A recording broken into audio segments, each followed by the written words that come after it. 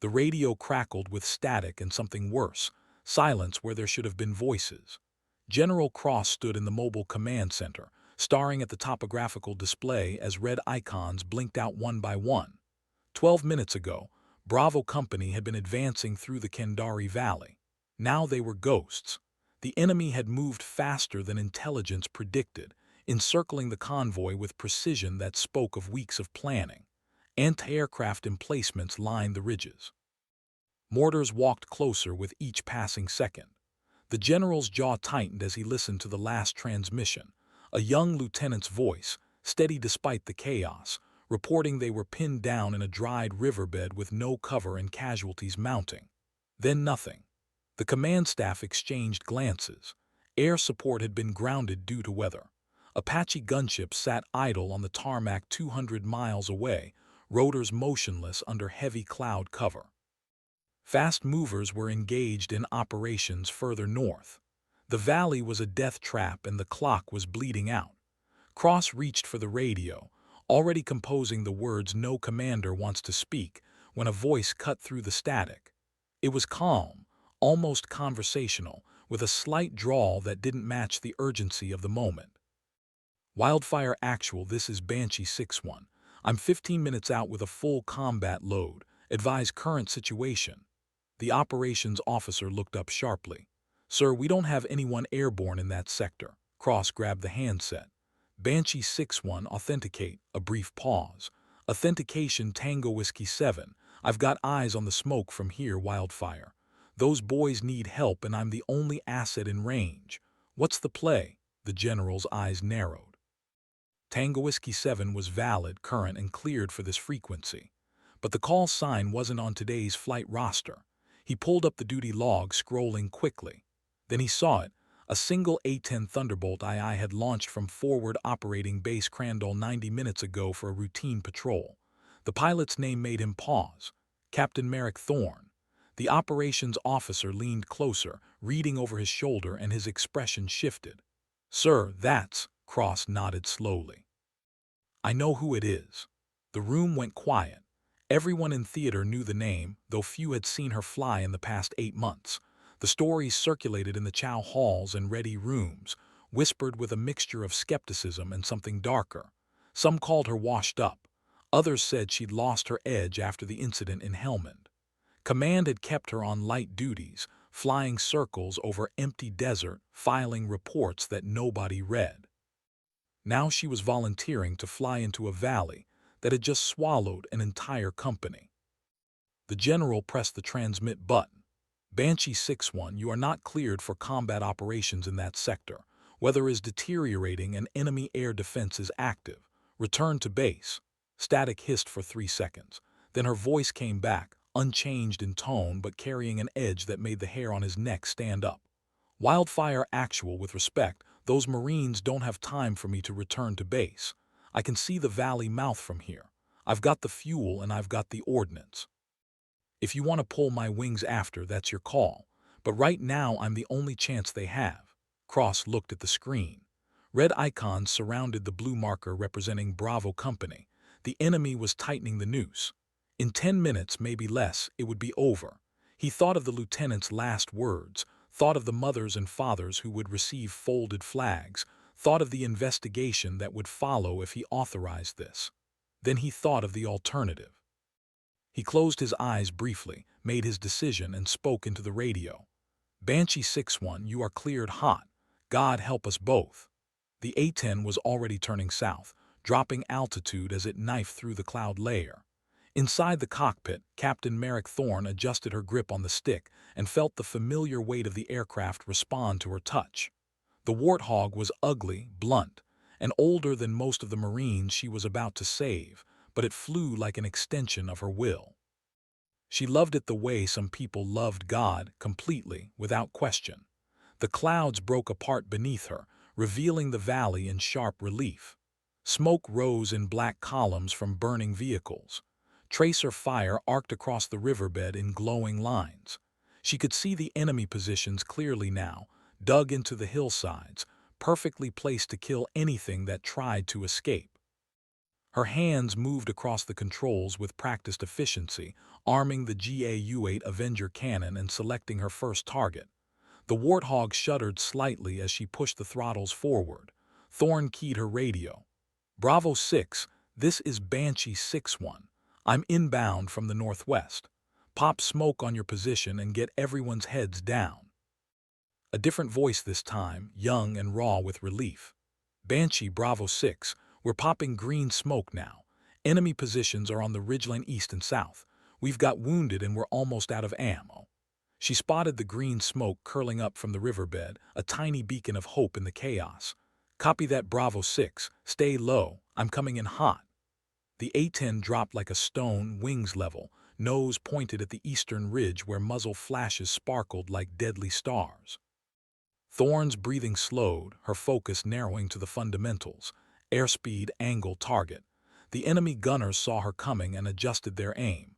Tracers reached up toward her like claws. She ignored them. At 800 feet, she squeezed the trigger. The GAU-8 roared to life with a sound like the earth tearing apart. The cannon fired 70 rounds per second, each depleted uranium shell capable of shredding armor and concrete. The recoil was so powerful it slowed the aircraft, a sensation Thorne had long since learned to anticipate and correct for.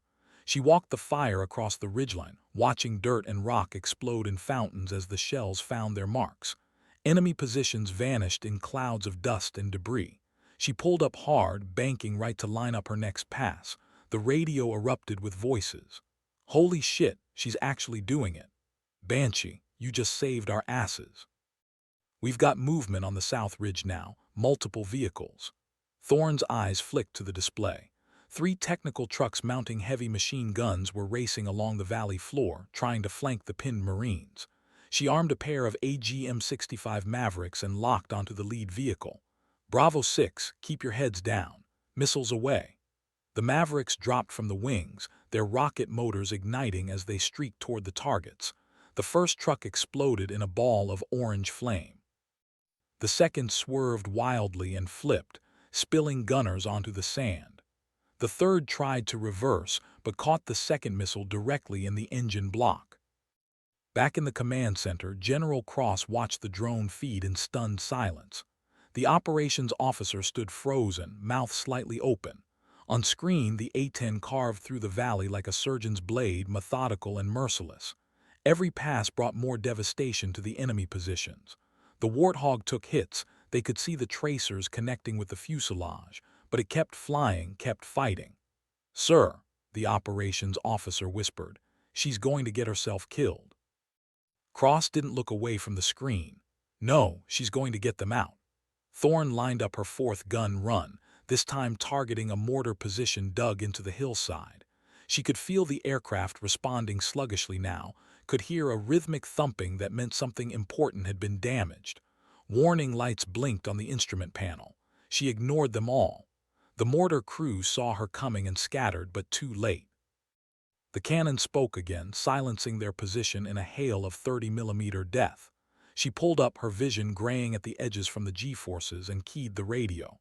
"Bravo 6, I've suppressed the eastern and southern positions. You've got a corridor to the northwest. Move now while you have the chance." The lieutenant's voice came back immediately. "Banshee, we're moving, but you're smoking. Your left engine is trailing black." Thorne glanced at the engine display. Oil pressure dropping, temperature climbing. The number 1 engine was dying, chewed up by ground fire. She throttled it back and adjusted her trim. The Warthog was designed to fly on 1 engine if necessary. She'd be fine, probably. "Copy that Bravo 6, I'm not done yet, keep moving."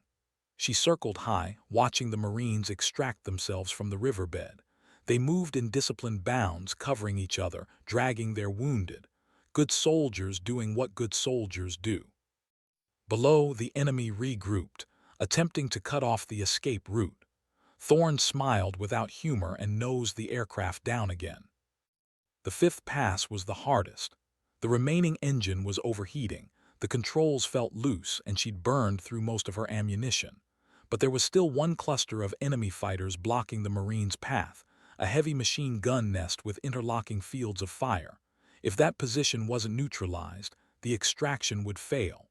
Thorne armed her last 2 rockets and pushed the throttle forward. The Warthog protested, shaking like a dog trying to shed water, but it obeyed. She dove straight at the machine gun nest, ignoring the tracers that ripped past her canopy. At 300 feet, she fired both rockets. The nest disappeared in twin explosions, the shockwave buffeting her aircraft. She pulled up hard, too hard, and felt something tear loose in the airframe. The Warthog lurched sideways. "Banshee 6-1, you are trailing fire." The lieutenant's voice was panicked now. "Get out of here." Thorne fought the controls, coaxing the aircraft back to level flight. The master caution light was solid red. Hydraulic pressure was gone. She was flying on backup systems and prayer. "Bravo 6, you're clear to extract. I'll cover you until you reach friendly lines." She circled wide, giving the Marines space to run. On the ground, the convoy moved with desperate speed, engines roaring as they raced up the valley toward safety. Enemy fire chased them but fell short, the shooters disorganized and demoralized. Thorne watched them go, satisfaction warming her chest despite the cold fear that was trying to take hold. She'd done it. Against orders, against common sense, against every regulation in the book, she'd pulled them out. The command center erupted in chaos. Staffers were shouting coordinates, calling for medevac, updating unit positions. Through it all, General Cross stood silent, watching the battered A-10 circle the valley like a wounded hawk. The operations officer found his voice. "Sir, we need to get her back. She's not going to make it to Crandall." Cross nodded slowly. "Vector her to the nearest secure landing zone and get emergency services rolling." On the radio, Thorne's voice remained calm despite the situation. "Wildfire actual, Banshee 6-1. I've got multiple system failures and I'm losing altitude. Request emergency landing coordinates." The general took the handset personally. "Banshee 6-1, proceed direct to checkpoint Foxtrot. Emergency crews are standing by. Can you make it?" A pause, longer this time. "Affirm, Wildfire, I'll make it." But her voice carried a strain that hadn't been there before. Thorne nursed the dying aircraft toward the checkpoint, an abandoned airstrip 15 miles northwest. The remaining engine coughed and sputtered. Fuel was leaking from somewhere, leaving a dark trail in the sky. The hydraulics were completely gone now, leaving her to control the aircraft through manual reversion, a brutal, exhausting process that required constant attention and strength. Her arms ached. Sweat stung her eyes. The airstrip appeared ahead, a ribbon of cracked concrete surrounded by desert. She'd never seen anything more beautiful. "Checkpoint Foxtrot, Banshee 6-1. I'm on final single engine, no hydraulics, no landing gear. This is going to be ugly." The tower controller's voice was steady, professional. "Copy, Banshee. Runway is clear, emergency equipment in position. Bring her home." Thorne lined up with the runway, fighting the aircraft every inch of the way. The ground rushed up. She pulled back on the stick, flaring for landing, and the Warthog's belly hit the concrete with a grinding shriek of metal. Sparks flew. The aircraft skidded sideways, shedding parts trailing flames. She rode it out, hands locked on the controls, until momentum finally bled away and the A-10 ground to a halt in a cloud of smoke and dust. Silence. Thorne's hands shook as she unbuckled her harness. Through the canopy she could see emergency vehicles racing toward her, foam already spraying. She popped the canopy release and climbed out, legs unsteady, and dropped to the concrete.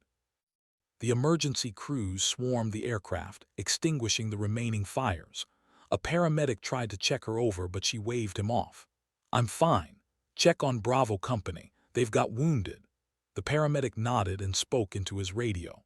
Thorne walked away from the smoking wreckage of her aircraft, each step feeling heavier than the last. The adrenaline was fatting, leaving behind exhaustion and a trembling that started in her hands and spread through her entire body. She sat down on the concrete, pulled off her helmet, and let her head hang between her knees. A jeep pulled up. General Cross climbed out and walked over, his face unreadable. Thorne forced herself to stand, coming to attention despite her shaking legs. The general looked at her for a long moment. Then he did something unexpected. He smiled. "Captain Thorne, that was either the bravest or the most foolish thing I've ever witnessed. I haven't decided which." She met his eyes. "Did they make it out, sir?" "All of them. 17 wounded but 0 KIA thanks to you. The medevacs are already en route. Something released in Thorne's chest, a tension she hadn't realized she was carrying. Then it was worth it, sir, Cross nodded slowly. There will be an investigation. You disobeyed direct orders, flew into a hostile zone without clearance and destroyed a multi-million-dollar aircraft. You understand that? Yes, sir. Good. Now go get checked out by the medics. We'll talk about your court-martial later. But his eyes said something different, something that looked almost like pride. Thorne saluted, turned, and walked toward the medical tent. Behind her, the general watched the smoking remains of the A-10 and shook his head. In 30 years of service, he'd never seen flying like that. News of the mission spread through the base like wildfire. By evening, everyone knew the story, how a washed-up pilot flying a retirement tour had single-handedly saved an entire company from annihilation. The details grew with each telling, becoming legend before they'd even been officially reported. In the Chow Hall, Marines from Bravo Company sought her out, wanting to shake her hand, to thank her, to know the name of the pilot who'd pulled them from the fire. Thorne ate quietly in a corner, uncomfortable with the attention. She'd done what needed doing, nothing more. The idea that this made her special seemed absurd, but the Marines didn't see it that way. To them, she was a miracle wrapped in a flight suit. Lieutenant Marcus Webb, the young officer who'd made the last radio call from the riverbed, found her after dinner. His arm was in a sling and his face was pale beneath the desert tan, but his eyes were clear. Captain Thorne, she looked up. Lieutenant. He stood there awkwardly for a moment, searching for words. I wanted to thank you. We were done. I'd made my peace with it. Then you came out of nowhere, and he stopped, emotion choking his voice. You saved my men, all of them. I don't know how to repay that. Thorne set down her coffee. You don't repay it, Lieutenant. You go home, you be a good officer, and when your time comes, you do the same for someone else. That's how this works. Webb nodded, blinking rapidly. He saluted, held it longer than regulation required, then walked away. Thorne watched him go and felt something shift inside her, something that had been broken beginning to mend. That night, alone in her quarters, she finally allowed herself to feel the weight of what she'd done. Her hands still shook. Her body ached from the G-forces and the tension. But beneath the physical exhaustion was something else, a sense of purpose she hadn't felt in 8 months. The court-martial never happened. General Cross quietly filed paperwork that reclassified her mission as an emergency response to an urgent tactical situation, authorized understanding rules of engagement. The investigation became a commendation. 3 weeks later, Thorne stood at attention in the base commander's office while a medal was pinned to her chest. She felt like a fraud. The real heroes were the Marines who'd held that riverbed against impossible odds. She'd just flown the plane. But Colonel Reeves, the base commander, saw through her discomfort. After the ceremony, after the obligatory photos and handshakes, he asked her to stay. When the room cleared, he poured 2 glasses of whiskey and handed her one. You don't think you deserve it, he said. It wasn't a question. Thorne stared at the whiskey. Sir, I violated orders. I risked an aircraft and a mission based on my own judgment. That's not heroism, that's insubordination. Reeves smiled. Captain, do you know why you were flying milk runs for the past 8 months? She looked up sharply. I assumed it was punishment for what happened in Helmand. Punishment? Reeves shook his head. It was protection. After Helmand, certain people wanted you grounded permanently. They said you were unstable, reckless. I fought to keep you flying, even if it meant desk duty. I knew what you were capable of. I knew that given the chance, you'd prove them all wrong. He raised his glass. And you did. So yes, Captain Thorne, you deserve that medal. You deserve it more than most people who wear one. Now drink your whiskey and accept the fact that you're a damn good pilot. She drank. The whiskey burned going down, warming her from the inside out. For the first time in months, she felt something like hope. The story of that day in the Kandari Valley became part of military lore. It was briefed at flight schools, analyzed in tactical reviews, and retold in 100 different versions across a dozen bases. Some of the details were wrong, some were embellished, but the core remained true. One pilot, one aircraft, one impossible mission. Thorne returned to regular flight status. She flew combat missions throughout the region, always professional, always competent, but the shadow of celebrity followed her. Younger pilots sought her advice. Commanders requested her by name for difficult operations. She hated the attention but accepted it as the price of doing her job. 6 months after the Kandari mission, she found herself back in the same mobile command center, listening to the same general brief, a new operation. This time, she was part of the planning from the start. Cross had requested her specifically, trusting her judgment in ways that would have been unthinkable a year ago. The mission was complex, a nighttime strike against a high-value target deep in enemy territory. Multiple aircraft, tight coordination, zero margin for error. Thorne studied the maps and immediately saw the problem. "Sir, the approach vector puts us directly over this ridge. If they have any kind of early warning system, we'll be lit up before we reach the target." Cross leaned closer. "Recommendations." She traced an alternative route with her finger. "We come in low from the west, use this wadi for cover. It adds 10 minutes to the flight time but keeps us below their radar horizon until we're right on top of them." The general studied the map, then nodded. "Make it happen." The mission went flawlessly. The target was destroyed with surgical precision. Zero casualties, zero detection until the bombs were already falling. In the debrief, Cross made a point of crediting Thorne's planning. "This is why we bring the best people to the table," he said, looking directly at her. One evening, nearly a year after the Kandari Valley, Thorne sat in the ready room cleaning her sidearm. The room was empty except for a young lieutenant fresh from flight school. He'd been assigned to her squadron and was clearly nervous about meeting the famous Banshee 6-1. "Captain Thorne," she looked up. "Lieutenant, I just wanted to introduce myself. I'm Jake Harrison. I'll be flying as your wingman starting next week." She nodded, continuing her work. "Welcome to the squadron, Harrison." He hesitated, clearly wanting to say more. Finally, it spilled out. "Ma'am, I've read all the reports from Kandari Valley. I wrote my thesis on your tactics. The way you managed your ordnance, the gun runs, the single-engine landing, it was textbook perfect. Better than textbook." Thorne set down the gun and looked at him properly. He was young, maybe 24, with the kind of bright-eyed enthusiasm that war hadn't yet dimmed. "Lieutenant, the reports don't tell you everything. They don't tell you how scared I was. They don't tell you about the mistakes I made that just happened to work out. They don't tell you that I violated orders and got lucky." Harrison frowned. "But you saved 17 Marines." "I did what needed doing. Any pilot would have done the same." "But they didn't, ma'am. You did." She couldn't argue with that. "Listen, Harrison, you want to learn from Kandari Valley. Here's the lesson. Every mission is different. The rules are important, but sometimes you have to trust your gut.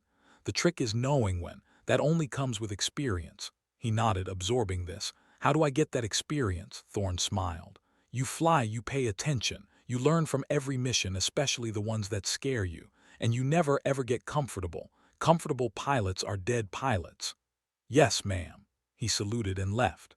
Thorne watched him go and felt the weight of responsibility settle on her shoulders. The years that followed brought new missions, new challenges, new faces in the ready room.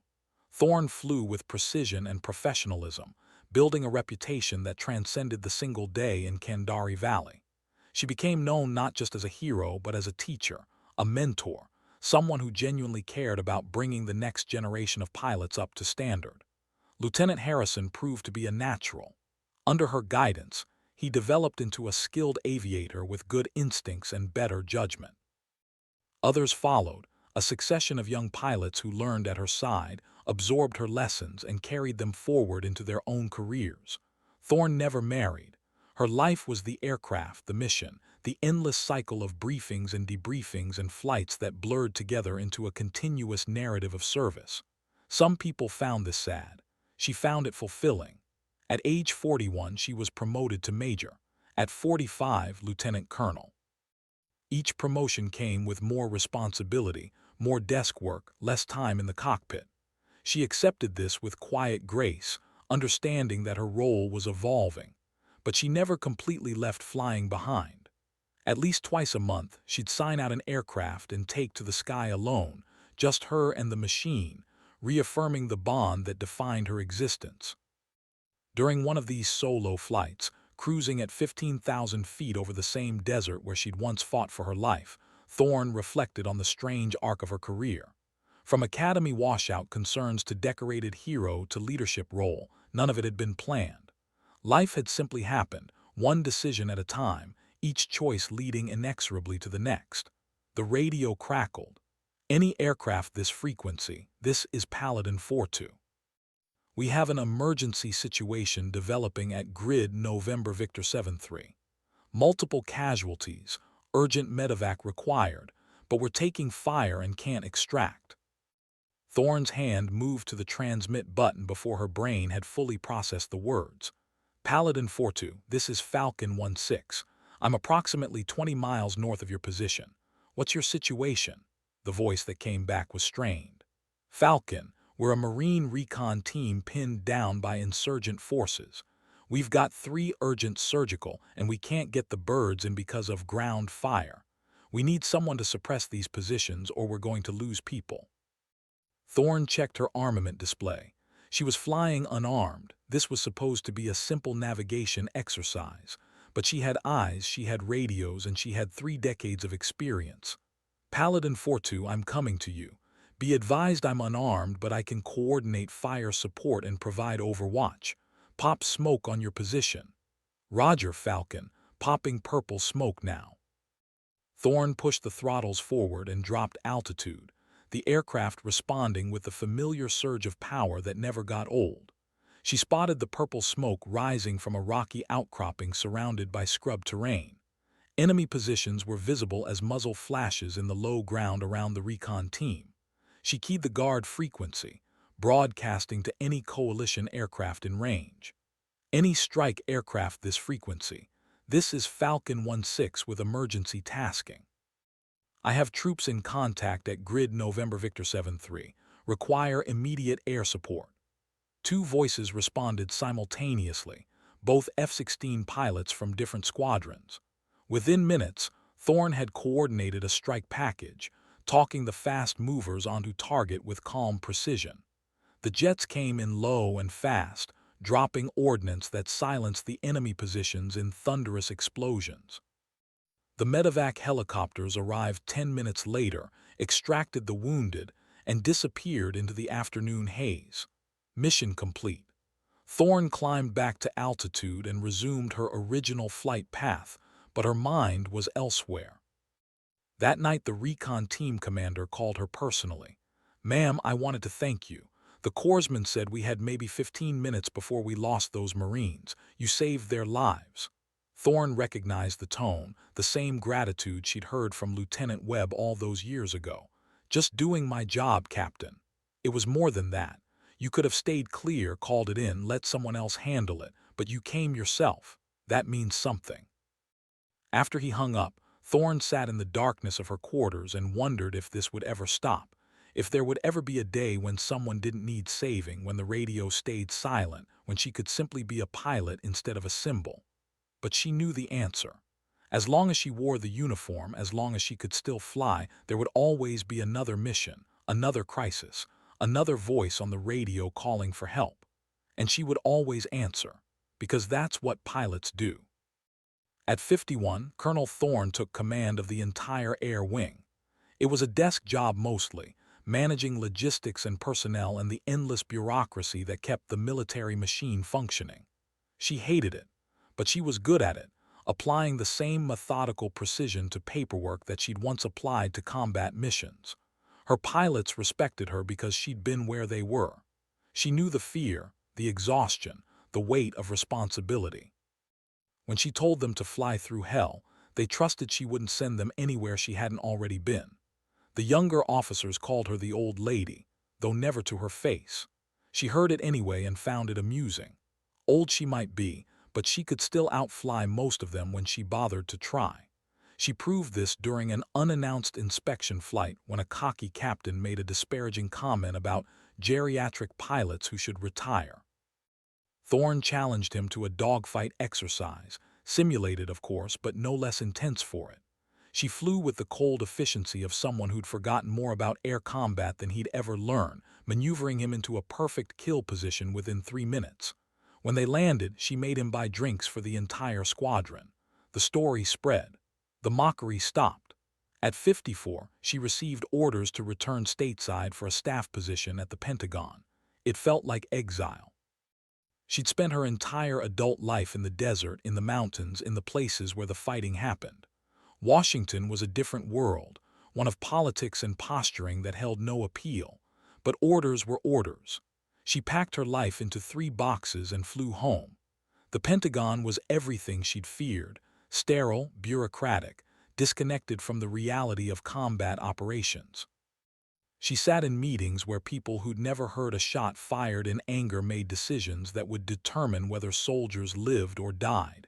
It was maddening, but she found purpose in advocating for the pilots, for better equipment, for smarter tactics, for policies that actually made sense on the ground. Her reputation gave her credibility. When Colonel Thorne spoke, people listened. She used that leverage carefully, picking her battles, pushing hard on issues that mattered and letting the trivial stuff slide. Slowly, incrementally, things improved. New aircraft were approved, training programs were enhanced. Safety regulations that had been written by lawyers were rewritten by pilots. It wasn't glory, it wasn't combat, but it was important work, and Thorne did it with the same commitment she'd brought to everything else. Years passed. Her hair turned completely gray. Reading glasses became necessary. She developed a bad knee that ached when it rained. But her mind remained sharp, her judgment sound, her dedication absolute. At 58, she received a call from a documentary filmmaker. They wanted to make a film about the Kandari Valley mission, to tell the story for a new generation. Thorne's first instinct was to refuse. The last thing she wanted was to relive that day, to have cameras in her face asking how it felt to be a hero. But the filmmaker was persistent. "Ma'am, it's been 15 years. Most people don't even know the story anymore. But it's important. Not just because of what you did, but because of what it represents: courage, sacrifice, the choice to act when action is required. We need those stories now more than ever." Thorne thought about Lieutenant Webb, about the Marines she'd pulled from that valley, about all the pilots she'd trained and mentored over the years. Maybe the filmmaker was right. Maybe the story mattered. "All right," she said finally. "But I have conditions. You talk to the Marines. You talk to the ground commanders. You make sure people understand this wasn't about me. It was about all of us doing our jobs." The filmmaker agreed. The documentary took 2 years to complete. They interviewed everyone: the Marines from Bravo Company, General Cross, the emergency crews at Checkpoint Foxtrot. They found footage from the drone feed, radio recordings, after-action reports. They assembled the story piece by piece, building a narrative that was both epic and intimate. When they showed Thorne the rough cut, she sat in silence for a long time after it ended. On screen, she'd watched herself as a younger woman climbing into that battered A-10, heard her own voice crackling over the radio with a confidence she no longer remembered feeling. "Is it accurate?" the filmmaker asked nervously. Thorne nodded slowly. "It's honest. That's more important than accuracy." The documentary aired on a military channel and became an unexpected hit. Millions of people watched the story of the lone pilot who defied orders to save a company of Marines. The film sparked conversations about leadership, about courage, about the gap between rules and righteousness. Thorne found herself thrust back into the spotlight she'd spent years avoiding. Interview requests flooded in. She declined most of them but accepted a few, carefully choosing platforms where she could tell the story her way. In one interview, a young journalist asked the question everyone wanted answered. "Colonel Thorne, when you disobeyed orders and flew into that valley, did you know you'd become famous?" She smiled. "I knew I might die. Fame never crossed my mind. I heard Marines calling for help and I had the tools to help them. Everything else was just noise."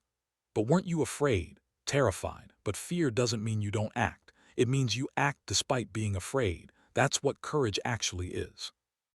The journalist leaned forward. "What do you want people to take away from your story?" Thorne considered this carefully. "I want them to understand that heroes aren't special. We're just ordinary people who happen to be in a position to help when help was needed. Anyone can do it. Most people will if they're given the chance. The trick is recognizing the moment and not hesitating."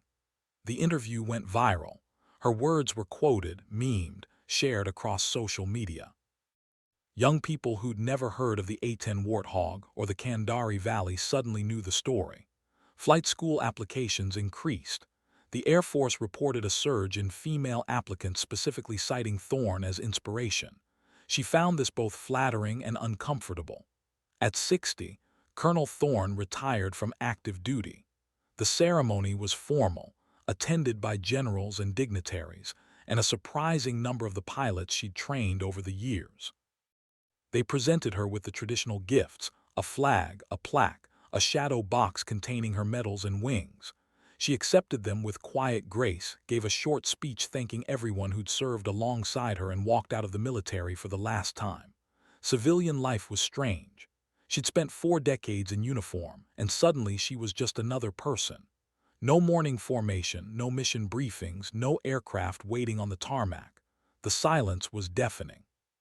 For the first few months, she drifted. She traveled, visited family she'd neglected, tried to figure out who Merrick Thorne was when she wasn't Colonel Thorne. It was harder than any mission she'd ever flown. Then one day, walking through a small town in Montana, she passed a flight school. On impulse, she went inside. The owner was a former Army helicopter pilot, a gruff man in his 60s who recognized her immediately. "You're Banshee 6-1," he said. She nodded.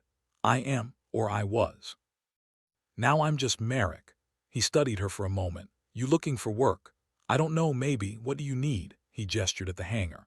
"I teach kids to fly. Most of them are good, but they lack something, that edge that separates a pilot from someone who just operates an aircraft. I think you could teach them that." Thorne looked around the hangar at the small planes, the oil-stained floor, the faded posters on the walls. It was nothing like the bases she'd commanded, nothing like the million-dollar aircraft she'd flown, but it felt right. "When do I start?" She spent the next 5 years teaching at that flight school. Her students were mostly teenagers and young adults, people with dreams of flying but little understanding of what that